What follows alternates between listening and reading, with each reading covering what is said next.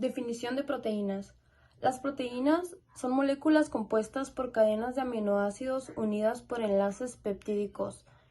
Estas desempeñan un papel fundamental para la vida. Su distribución depende de la genética de cada persona, aunque cada especie, incluida el ser humano, tiene las suyas propias. Todas están formadas por carbono, hidrógeno, oxígeno, nitrógeno, y además algunas de ellas contienen azufre y fósforo. Suponen cerca de la mitad del peso total de los tejidos del organismo, y es que todas las células del cuerpo contienen proteínas que son fundamentales para los músculos, la piel, las glándulas, los órganos y para algunos líquidos corporales.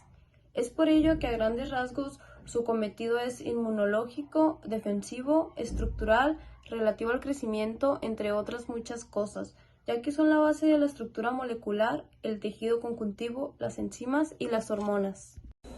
Función de proteínas. Las proteínas son moléculas complejas que desempeñan funciones muy variadas en los seres vivos. Existen proteínas estructurales como el colágeno o las proteínas integrales de membrana, proteínas de transporte y almacenamiento como la hemoglobina, proteínas implicadas en funciones tan importantes como la contracción muscular, proteínas con función de defensa como los anticuerpos y proteínas que participan en la recepción y transmisión de señales. Además hay que destacar a las proteínas con función catalítica, que son las enzimas. En la mayoría de los casos, la función de las proteínas depende de su interacción reversible con otras moléculas denominadas ligando, que pueden ser moléculas de pequeño tamaño o incluso otras proteínas. Cuando una proteína interacciona con un ligando, pueden producirse cambios en su estructura tridimensional de mayor o menor magnitud. Estos cambios de conformación pueden desencadenar efectos fisiológicos importantes debido a que producen modificaciones en la actividad de la proteína en cuestión.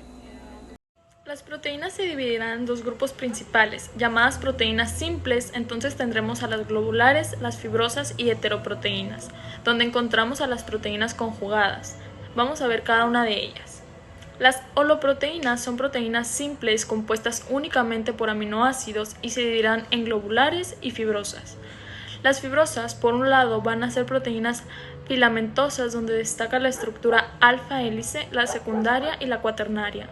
Estas son insolubles en agua y aquí tenemos principalmente al colágeno, queratina y elastina. Clasificación de las globulares. Estas son proteínas redondas, solubles en agua y vamos a tener la lámina plegada como estructura. En esta clasificación entran las protaminas, histonas y albuminas. Por otro lado, las heteroproteínas están formadas por un grupo proteico y un grupo prostético, las cuales se unen por enlaces covalentes. Como ejemplo, tenemos a las glucoproteínas, compuestas por proteínas más carbohidratos, cuya función es la estructura y el reconocimiento celular. Las nucleoproteínas, compuestas de proteínas más un ácido nucleico, para la creación de nucleosomas. Y por último, lipoproteínas, compuestas por proteína más lípido. Estas ayudan al transporte de lípidos. En las proteínas se encuentran hasta normalmente 20 aminoácidos diferentes. La ordenación exacta de estos aminoácidos en una proteína determinada define la secuencia específica y constituye su estructura primaria. La estructura primaria es el arreglo o la secuencia que sigue un aminoácido. Aquí es donde se le da la identidad única, ya que al hacer un solo cambio de cambian completamente las propiedades bioquímicas y estructurales de la proteína. Conocer la estructura primaria de una proteína es importante para poder entender su función, ya que esto depende de la secuencia de aminoácidos y de la forma que adopte. Así como en el estudio de enfermedades genéticas, es posible que el origen de una enfermedad genética radique en una secuencia anormal. Esta anomalía, si es severa, podría resultar en que la función de la proteína no se ejecute de manera adecuada o incluso que no se ejecute en lo absoluto. Las láminas betas van a ser el plegamiento de la cadena polipeptídica que adopta gracias a sus puentes de hidrógeno. Estos puentes de hidrógeno se van a establecer entre el oxígeno del grupo carbonilo del aminoácido y el hidrógeno del grupo amino del siguiente aminoácido. Las estructuras secundarias se van a clasificar en dos. hélice alfa y láminas beta. Las hélices alfa van a ser cuando la cadena se enrolla en sí misma, esto gracias a los giros producidos que se hacen en torno a su carbono alfa. Esta estructura es periódica y en ella cada enlace peptídico puede establecer dos puentes de hidrógeno. Ahora, las láminas beta van a ser cuando la cadena principal del polipeptídico se estira al máximo que permiten los enlaces covalentes. Esta puede representarse con una flecha y esta estructura también va a tener cadenas laterales en donde los aminoácidos se situarán de forma alternada a la derecha e izquierda. Cuando las estructuras tienen el mismo sentido, se le denominará como lámina beta paralela, y cuando las estructuras o los puentes de hidrógeno se encuentren en sentidos opuestos, se le denominará lámina beta antiparalela. Ahora, dentro de las estructuras secundarias también podemos encontrar los giros beta. Los giros betas van a ser secuencias cortas que imponen un giro de 180 grados. Y esto se puede decir que son los puentes de hidrógeno hechos por los residuos de la misma estructura.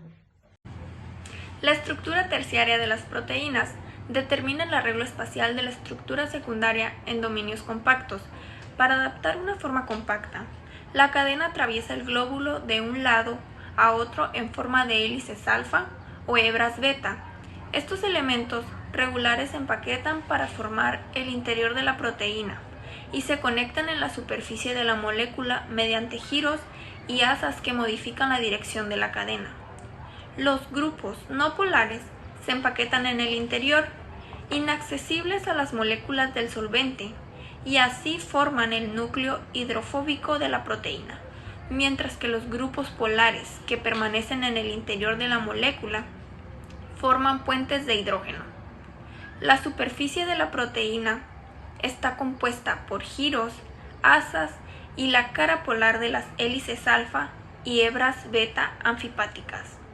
Así todos los grupos cargados de arginina, lisina, histidina, glutamato y aspartato muestran su grupo ionizado en la superficie de la proteína, formando puentes de sal o puentes de hidrógeno, mientras que las regiones no polares de estas cadenas laterales forman las interacciones de Van der Waals.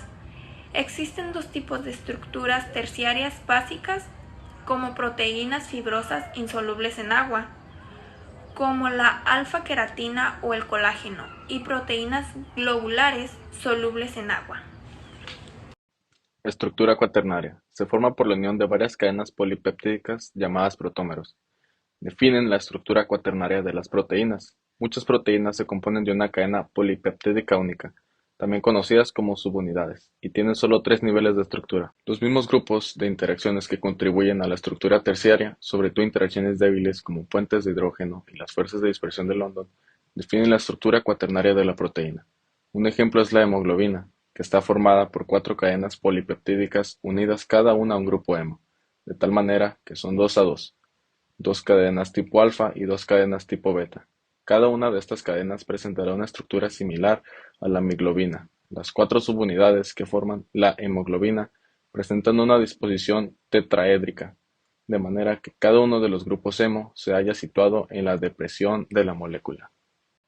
Esto sería, desde un punto de vista estructural, la molécula de hemoglobina y uno de los ejemplos de moléculas formadas por la estructura cuaternaria. La estructura cuaternaria define cómo las cadenas peptídicas se adaptan o conforman para formar la proteína final. Otro ejemplo es el ADN polimerasa, una enzima que sintetiza nuevas cadenas de ADN que se compone de 10 subunidades. Cada una de estas subunidades presentará su propia estructura primaria, secundaria y terciaria. Esta asociación de diversas unidades es esencial para la formación de proteína.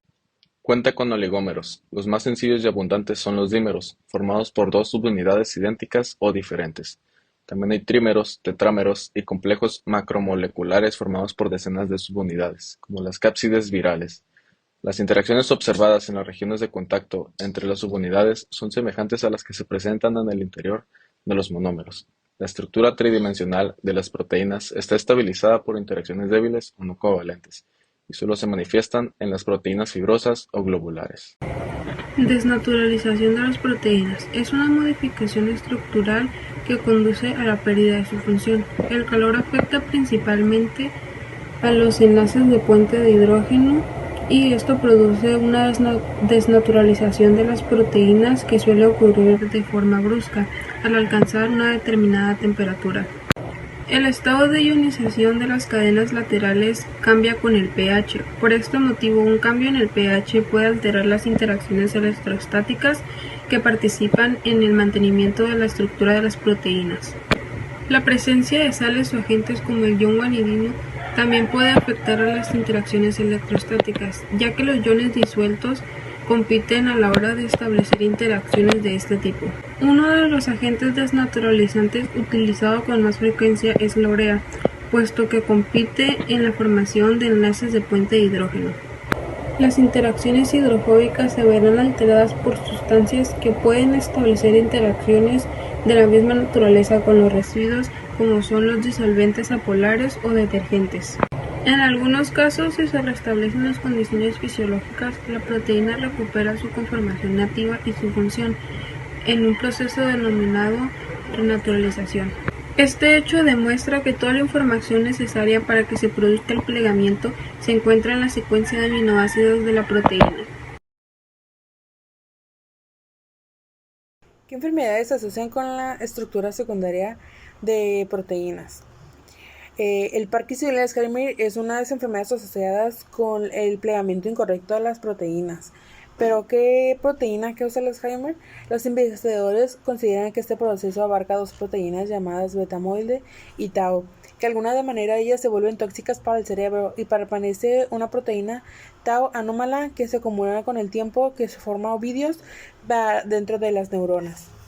¿Dónde se encuentra la proteína beta-amiloide? La proteína beta-amiloide se compone fundamentalmente de las placas cerebrales de las personas de la enfermedad del Alzheimer. También se detecta en el cristalino de los ojos. ¿Qué rol juega la beta-amiloide en la enfermedad del Alzheimer? Como ha quedado dicho en apartados anteriores, la placa beta-amiloide, dispositivos de proteínas en el cerebro, clasificalmente se suelen considerar como un signo clásico de enfermedades de Alzheimer, asfixiando las células del cerebro, constituyendo la degeneración progresiva de las neuronas. Como se acaba de mencionar, también está una proteína llamada tau, es polipéptido que se encuentra preferentemente en los axones. Las proteínas se experimentan de una serie de cambios en la enfermedad del Alzheimer y se depositan en el cuerpo neuronal de una vez de los axones. También la proteína tau se encuentra en las placas neurolíticas.